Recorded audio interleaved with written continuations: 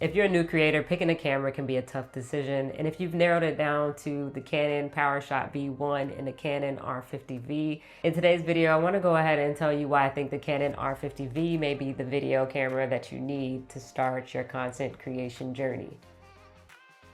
So price is something that you can't get around, and I think when you're first starting out, you really need to have a budget and stick to that budget. So the Canon R50V comes in at $649 for body only, which I think is a great price, and I actually picked this up body only since I have RF lenses. Or even if you do need a lens, you can get the RF 14 to 30 for an additional $200, so it comes in at $849. The PowerShot V1 comes in at $899, and for me, I feel like that's a little pricey for a point and shoot.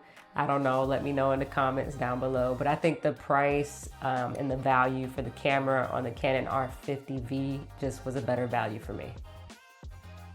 If you pick up the V1, you're gonna be locked in at a certain focal length, and at some point, you're gonna wanna grow and change it up a little bit, and you're basically gonna have to sell that camera and then invest in another camera.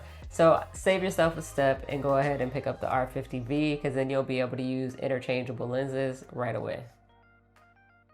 And I can't believe I actually have to list this as one of my reasons on why you should go with the Canon R50V, but it actually comes with a charger. The Canon PowerShot V1 does not come with a charger, which is actually really crazy that they're doing this now. So when you pick this up, the only way to charge it is with the USB-C cord that they provide, or you can actually use anything with USB-C and power delivery and charge it. However, you got to keep in mind, from what I've tested, the camera has to be off when you're charging it. And that's one of the things that I love on my Sony cameras, is the fact that I can actually record video and charge it at the same time. Another reason I think the R50V is a great camera to pick up is because it has an APS-C size sensor. From what I've read online, it's actually a little bit better in low light than the Micro Four Thirds sensor. So don't quote me on this. This is what I read online, but this is one of the reasons I think it's a good idea to go with the R50V over the PowerShot V1.